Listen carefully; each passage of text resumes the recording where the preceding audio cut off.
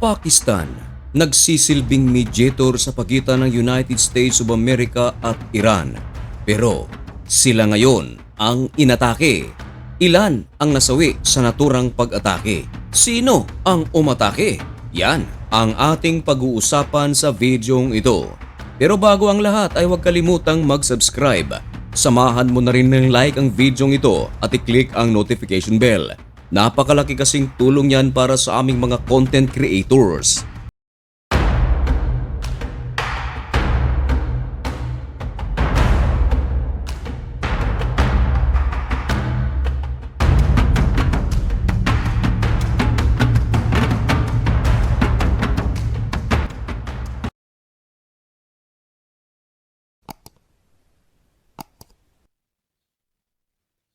Maligayang pagbabalik mga kaibigan.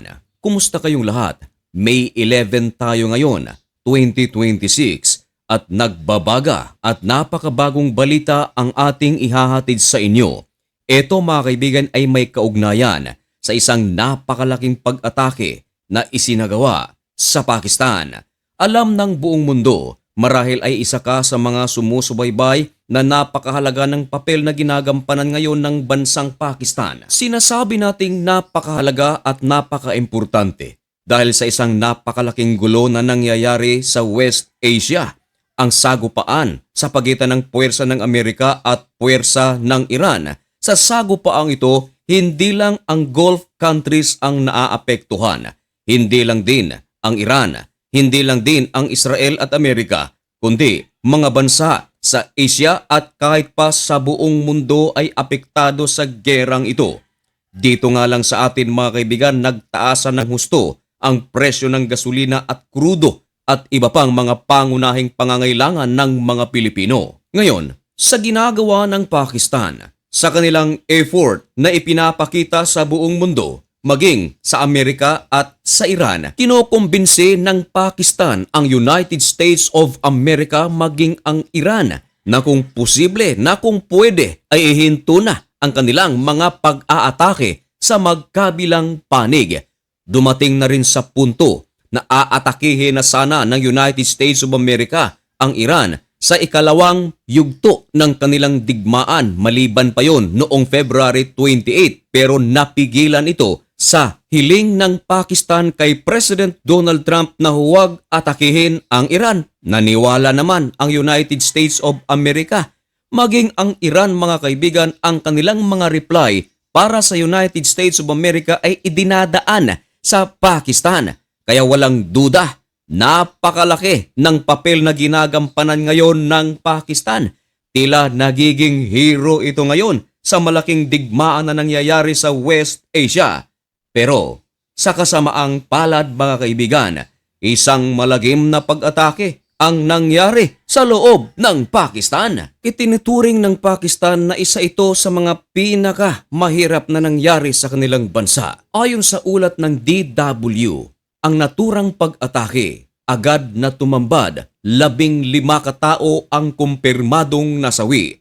Hinihinala na meron pang mga hindi nakikita. Kumbaga, posible pa na madagdagan pa ang numero ng nasabing mga nasawi, lalong-lalo na't marami din mga kaibigan ang nagtamo ng malubhang sugat. Well, ano nga ba ang nangyari? Kahapon mga kaibigan, May 10, sa isang district na kung tawagin ay Banu, sa Khyber, sa probinsya ng Pakhtunkhwa, nagpwesto ang mga pulis ng Pakistan at nagsagawa sila ng checking, kumbaga checkpoint mga kaibigan. Hindi inakala ng maraming mga pulis na isang dilubyo ang mangyayari.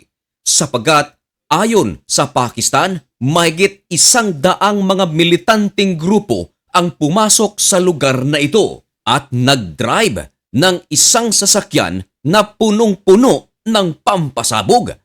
At ang pinakamalubha mga kaibigan, habang ito ay minamaneho, patungo ito sa checkpoint ng Pakistan Police. Ilang sandali pa, narinig ang mga malalakas na pagsabog. Yun pala, na-detonate na ng manasabing mga militanteng grupo ang isang sasakyan na punong-puno ng mga pampasabog. At hindi pa rin na-satisfy ang naturang mga militanteng grupo. Maliban sa kanilang pag-detonate sa sasakyan na ito, tumira din sila ng kanilang mga armas. Kung baga mga kaibigan, parang isang ambush ang nangyari. Walang nagawa ang kapulisan ng Pakistan. Nabigla sila at hindi nakapaghanda. Ilang sandali pa ang lumipas, tumambad. 15 katao ang kumpirmadong nasawi at ayon sa Pakistan Health Department, marami din ang nagtamo ng mga malulubhang sugat at ang iba mga kaibigan nawawala pa. Kung baga, pinapalabas mga kaibigan ng Health Ministry ng Pakistan na ang nasabing 15 na kumpirmadong nasawi ay posible pang madagdagan. Ayon sa officer ng Pakistan, talagang planado ang ginawang pag-atake ng mga militanting grupo. Dahil nang marinig mga kaibigan ang naturang pagsabog, agad na nagpadala ng puwersa ang Pakistan upang tulungan ang checkpoint police. Pero sa kasamaang palad, ang mga pulis na ipinadala, inambus din ito. Kaya nadagdagan ang mga numero ng mga nasawi. Masasabi nating dihado sa posisyon ang Pakistan Police sa pagkakataong ito. Gumamit pa nga mga kaibigan ang militant group ng quadcopters. Kaya ayon sa Pakistan Police, kinakailangan nilang umatras dahil kapag hindi nila gagawin ang pag-atras ay mauubo sila. Nasaksihan ng Pulis Pakistan na habang sila ay umaalis na sa naturang lugar, kinuha ng mga militanting grupo ang mga armas ng Pulis Pakistan. Ang pag-ataking ito mga kaibigan ay ang pinaka-latest sa probinsya ng Pakhtunkhwa. Nababahala naman ang maraming mga sibilyan sa naturang lugar dahil napapansin nila na palawak at palaki ng palaki ang mga militanting grupo sa naturang lugar. At bilang patunay, ayon sa ulat, tila kinokontrol na ng mga militanting grupo ang Islamabad at ang Kabul. Nagsalita na mga kaibigan ang gobyerno ng Pakistan tungkol sa naturang pag-atake. At alam nyo ba, inaakusahan ng gobyerno ng Pakistan ang mga Taliban na nasa Afghanistan. Pero nang marinig ito mga kaibigan ng Afghanistan, itinanggi nila na meron silang kinalaman sa naturang pag-atake. Marami ang mga nagsasabi na ang naturang pag-atake ay isang paghiganti ng mga Afghan Taliban sapagkat noong mga nakaraang buwan dito rin nagsagawa ng isang napakalaking airstrike ang Pakistani Air Force at ang tinarget, mga Taliban. At dahil bago pa lang ang balitang ito mga kaibigan, wala pang ipinahayag na statement ang Pakistan sa kung ano ang kanilang gagawing aksyon sa naturang pag-atake. At isa lang ang malinaw, hindi mananahimik dito ang Pakistan at magsasagawa ito ng paghihiganti. At kung ano man ang kanilang gagawin mga kaibigan, yan ay isa sa ating mga tututukan dito lang sa channel na ito. Kaya kung nais mong maging updated at kung gusto mo ang ganitong mga contents at baka naman bago ka lang sa channel na ito, hihingi sana ako sa inyo ng kaunting pabor. Baka pwedeng pa-subscribe at pa-follow naman ng maliit na channel na ito. Hanggang dito na lamang muna ang video ito. May God bless you and thank you so much for watching. Goodbye.